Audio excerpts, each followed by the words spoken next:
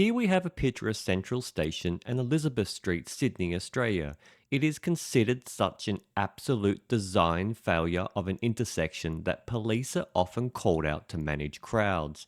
As we progress through this module, we will revisit this and many design failures so we can better understand design excellence. So, why is it important to implement standards of design excellence? Well, first of all, it's subjective. Aesthetic debates are notoriously difficult to settle. Here's three projects as I talk and show you. I'd like you to think about ranking them based on their design excellence from best to worst. The first one is Fit for a King, the Prince Charles experimental city that is proving critics wrong.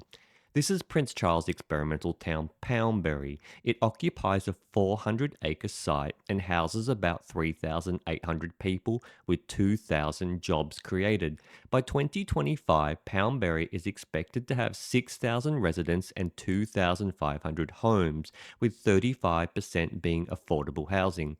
The project, initiated in 1989, has become influential in British urban planning and is praised for incorporating 7 key urban planning concepts. The first concept is traditional architectural style. Poundbury's architecture is inspired by traditional styles, diverging from the modernist and post-war trends in urban architecture. This emphasis on classical design aims to create a timeless aesthetic and foster a sense of continuity with historical architectural traditions. The next is mixed-use development. The town integrates residential, commercial, and industrial buildings within close proximity. This approach contrasts with the segregation of uses typical in modern urban planning and is intended to reduce the need for transportation and encourage a vibrant community life. The next is human scale design. Poundbury is designed with a focus on human scale rather than automobile scale. Buildings and streets are scaled to be more walkable and comfortable for pedestrians, creating a more intimate and accessible urban environment.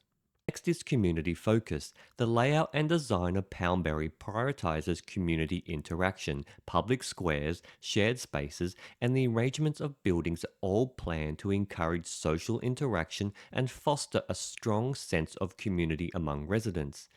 The next is environmental sustainability. Sustainable practices are a key aspect of Poundbury's design. This includes the use of local materials in construction and the integration of green spaces throughout the town. This one's quite interesting, and it's the absence of road signage. Uniquely, Poundbury minimises the use of road signage. This is part of an effort to slow down traffic and prioritise pedestrian safety and comfort, making the streets more people-friendly, because there can be a lot said that is distracting while you're driving with signs and billboards everywhere. The next is diversity in housing. Poundbury includes a range of housing types and prices, with a significant proportion dedicated to affordable housing. This diversity aims to create an inclusive community with a mix of demographics. As of recent data, Poundbury has shown a mix of developments in property prices and community satisfaction. The average property price in Poundbury is £440,000, which is higher than the UK average. In 2023, property prices in Poundbury increased by 4.1% from the previous year, though the total property sales decreased significantly from 100 in 2022 to 36 in 2023. The most expensive property type in Poundbury is detached houses, with an average price of £720,000, followed by a semi-detached and then terraced houses. Flats are the most affordable option, with an average price of £293,000. The next project is Almere, dubbed the City Plan for Greatness. Located 4 metres below sea level, Feverland was entirely reclaimed from the sea. This area offers breathtaking views of vast landscapes, captivating land art, and modern polder cities. A polder is a low-lying tract of land that forms an artificial hydrological entity enclosed by embankments known as dikes. In this town, one can find innovative design buildings that are constructed, and nature is transformed into works of art. And the stunning combination of urban and natural environments, one can then witness how even the wildest natural landscapes can be shaped by human hands. And for outdoor lovers, Feverland offers wetland areas and national parks that are perfect for a day of hiking or bird watching. Am I selling this place enough to get you to buy yet? So let's look at some features on the guided map. The project has a bridge and rail network coming in from the Amsterdam metro area, and the first thing you notice is Almere Beach. At first impression, the layout appears to be something you might find in a Miami suburb in America. Lots of waterways and canals, parks, sprawling neighborhoods. However, there is a focus on strong public transportation, cycling, and with a metro cutting through the middle. There are some attractions to invite tourists, such as the Wave Theatre, which is housed around the town centre, and further out there is a nature walk with outdoor art. I'll let you judge whether you feel this project has borrowed heavily from American inspiration or not. The third project is Seaside in Florida, a project built almost entirely on the shore.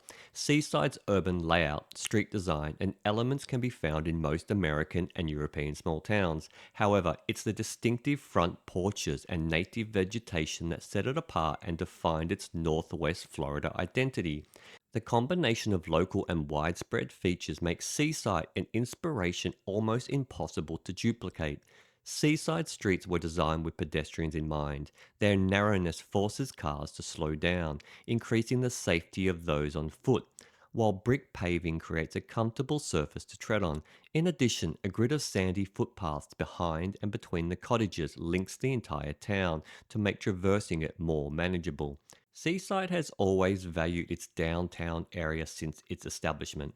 All of its residence properties are conveniently located within 5 minutes of the town centre, allowing residents to walk to their daily necessities and leisure activities with ease.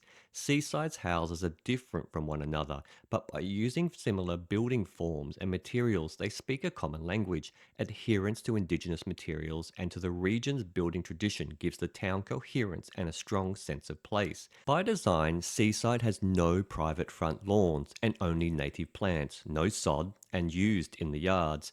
This plan makes for an environmentally friendly landscape with no herbicides and pesticides, no underground irrigation systems, and no intrusive lawn mowers. So now that you have seen all three designs, let's head to the comments section and let me know which one is your favorite by design and why. There will be a poll in the community tab, or you can leave a comment on this video. Now let's head into exploring the complexities of design excellence and the challenges of implementing it. The issue of legislating design excellence or preventing design disasters is a difficult one, as illustrated by a recent comparison of development codes.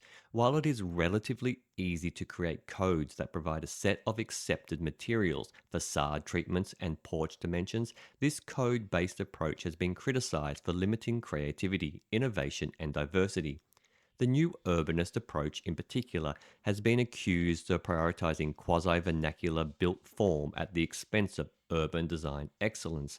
While the community wide master plan can provide a sense of certainty for developers, it may also undermine creative solutions to specific problems. While many debates around urban design focus on issues of compatibility, such as ensuring that adjacent buildings have similar heights and bulks, this alone does not guarantee coherence or preserve the local character of an area.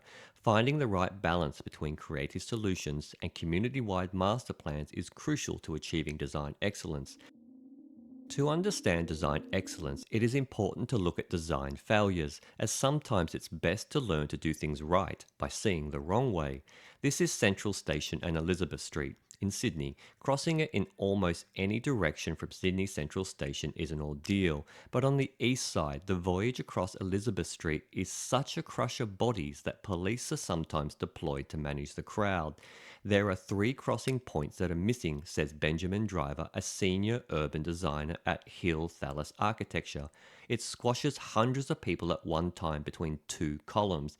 That, to him, is a design urban mistake 101. The solution to this interchange is to give back a lane to pedestrians to fit them on the sidewalks, better time traffic lights with a diagonal pedestrian lights phase as shown with the yellow arrows. And now next is Melbourne Montague Street Bridge, which is famous for trucks and buses that are underestimating their vehicle height. ABC Melbourne sums it up simply: the bridge is too low, or explains it another way: it is a street that frequently bears trucks that are too high. The bridge is 3 metres or 9.8 foot. There's even a website called How Many Days Since Montague Street Bridge Has Been Hit.com, and currently, let's have a look, it is long overdue. The obvious solution is to lower the road. The other is to increase the bridge. All very expensive solutions that require closure for months. The Melbourne Age calls it a problem too hard. Another article calls the bridge pure evil. The task for an urban planner is to ask the question: is the bridge the problem or its users? There is a gobsmacking 26 signs to warn drivers, and also height detection gantries which blare a sound prior to entry, yet still vehicles get stuck. The Melbourne Age says the solution is to fix the users through steep fines and criminal offences. A longer term solution is closing the road and encapsulating the area as part of a green city infrastructure master plan. What do you think should be done? The next design failure is on a larger scale than an intersection or a bridge, and it is Brisbane's noisy and ugly infrastructure. A senior lecturer at University of Queensland said that any Brisbane street in which the road bed is wider than the bordering buildings are tall is an example of terrible urban design. They create a sense of streets being barren, she says, which makes them simply unpleasant to walk on. Closer to the centre, an example is, sadly, Stanley Street, a popular street. I say sadly because this street is lined with charming old buildings, shops, and cafes. It's a lively reminder of the city's history. Yet the roadbed is overpowering, too wide compared to the height of the buildings. She also says that this could have been reduced by creating a two-way bike path along one side of Stanley Street with a green strip. Other than that, there is the small matter of the Pacific Motorway interchange itself. To the west, Stanley Street is bordered by that spaghetti bowl of the Pacific Motorway interchange. That type of noisy and ugly infrastructure has no place in a city centre, let alone right next to the city's most attractive parks and two major hospitals. While a whole city's infrastructure is difficult to fix, lessons can be learnt, and having bottom up master plans to fix the city is the best solution. And the final urban design is the city of Perth, and the city built around a river with intense sea level rises. The Australian Urban Design Research Centre says that in Perth we are currently designing apartment blocks around the river that are literally 1.2 metres above water level. They are already needing to pump out those basements. That is locking in a vulnerability to sea level rise. We have many train stations in Perth that are effectively designed by transport planners, not urban designers, which means you have a generic rail station in the middle of freeways that are not connected to urban activities. He points to the stations along the Kawana Highway and the Mitchell Freeway. They are essentially transit hubs where urban design is an afterthought. Train stations are often in the middle of freeways because it's easy. In the end, it doesn't really leverage great connection to the city. Urban design is managed differently in regulatory and discretionary systems. Regulatory systems clearly spell out requirements with the aim of development control. Discretionary systems, on the other hand, rely on case law and planners' judgment instead of clear-cut rules. Australian cities use a combination of both approaches, leading to a diverse range of strategies for ensuring urban design excellence. However, the debate surrounding planning reform and the need for quicker approvals in Australian cities may reflect these different strategies. Calls for clarity and certainty from local governments can be ambiguous, as they often seek to outline what community residents will find acceptable. Developers and design professionals, such as architects and engineers, argue that explicit regulatory expectations can hinder creative solutions for complex development sites. Such systems are noted for their flexibility, their lack of certainty, and the trust they place in professional planners who advise on and the politicians who take the decisions and utilize this discretion. Design is one such material consideration in a discretionary system, but one that has assumed greater importance over time. So, where does this standard for design ultimately come from? The answer isn't from one person, but rather a variety of stakeholders, and the largest group being that of stakeholders is the community. If a community desires to hold developers, residents, and outside agencies to high urban design standards, they must first pursue those aspirations with consistency and coherence. Design quality should be an expectation for all development. An excellent example of this is seen in Portland, Oregon, where the Urban Design Studio was established to lead community design workshops and develop and enforce urban design guidelines. This input from citizens played a crucial role in achieving the city's urban design goals. So, what is this Portland Urban Design Team anyway? It is an agency that works directly with the community on city-wide projects that they follow these design principles. 1. Make places for people. 2. Strengthen connections. 3. Enhance what is already there. 4. Embrace the future. 5. Lead by example. And 6. Make it happen. But are these all just jargon words? How do they actually do these? They do it through exploring and developing potential design approaches with collaborators, creating urban design concepts and policy direction. They produce the urban design guidelines, and they assist and advise planning projects throughout the city. They also engage design professionals, institutions, and community groups, as well as apply visual and graphic technology to illustrate and communicate concepts to all stakeholders. Some of the recent projects in Portland by this team include a jaw update to the city's design guidelines DOZA, the West Portland Town Centre Plan, and the Lower SE Rising Area Plan. Perhaps the most notable recent achievement by the urban design team is the Green Loop, which proposes a continuous pedestrian and bike path around the Wilmette River, the route chosen by Sunday Parkways in 2108. This is a much better solution than a few urban planners making all the decisions, albeit though a larger group of participants can also more likely end up in disagreements. So how can we develop broad, substantive design principles for our cities? The first is through enabling function. When it comes to design review, the aesthetic control of new buildings often takes center stage in public discourse. However, design review should include a comprehensive analysis of how form enables function, with a focus on resolving problems rather than masking them. This approach should encompass critical design elements such as the public realm, the relationship to context, and sustainability considerations.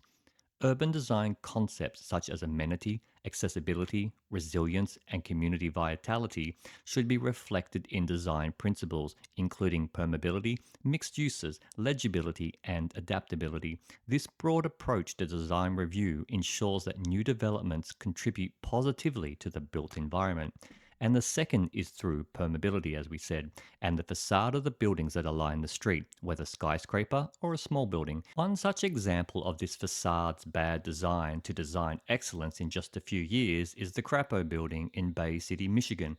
A $12 million redevelopment took the building from a cheese grater appearance to a facade that matched the erector's character.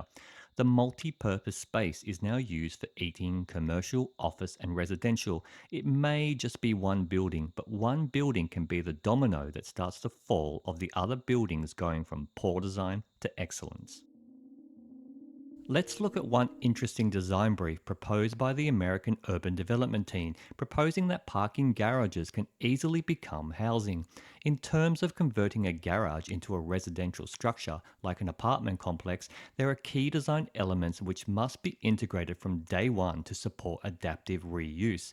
This includes adequate floor-to-floor height for living space and the associated mechanical and/or electrical infrastructure. And in the event that a city would need more parking in the short term, those high ceilings could be converted into a double-stack parking lot, especially for the residents or people visiting nearby businesses. So to ensure ensure these designs achieve excellence, fairness, efficiency, and effectiveness must be implemented into the review processes. How do we know we've been doing more than arguing about taste in urban design reviews? A back and forth between neighbours and the city of Seattle doomed this 12-storey, 200-unit building that you see. An office building is now planned for this site. To understand the costs of this process, consider Seattle, where the housing researcher Dan Ballett undertook a comprehensive analysis of design review, which applies to almost all multi-family development in the city. The city's design review board did things like postpone the approval of a 400-unit transit-orientated development where 168 subsidized homes because they didn't like the color. The presence of a ground floor daycare, the shape of the facade, and the ground floor residential units made them angry. A passive house project, 6 stories, 45 units, ultra low energy use, was required to attend a third meeting after the board asked for more bricks in the facade, though it eventually approved the building without the bricks, 19 months after the builders first applied. Just shocking, isn't it? The list goes on. Similar standards in the city's historic districts was calculated that Seattle needed more than 1,000 new homes over a period of few years, and because time is money, driven up the cost of the ones that did get built. This graph from CABE shows you the sweet spot and the crossover of cost analysis. There is a significant difference in the efficacy of design review that occurs early on in the development of a proposal and one that occurs in the final stages of the proposal. Changes made in the early stages are much less costly than those made once all the elements are in place. Let's finish off by seeing how local planning policies hold design accountable, but at the same time can exclude design You excellence. often hear commissioners channel the user-friendly language of the city employed by Jane Jacobs, rather than the jargon of the academy. You hear about a sense of place and the human scale, harmony, context, neighborhood character. Mostly you hear the eager, constructive approach of metal management, diktats from people who feel compelled to demonstrate the worth of their own positions through constant engagement. Looking at the city of Fremantle in Australia, I have taken section 1.13 of Local Planning Policy 2.5, and it is very explicit right down to the colour of what is acceptable. 1.13 says, where it is not possible to determine the original colour scheme, paint colour selection shall be consistent with the following principles. As you can see, the policy outlines everything from dark colour windows to dark tone awnings and verandas. While this is good for continuity and character, it can hinder design and blow out costs and construction lengths.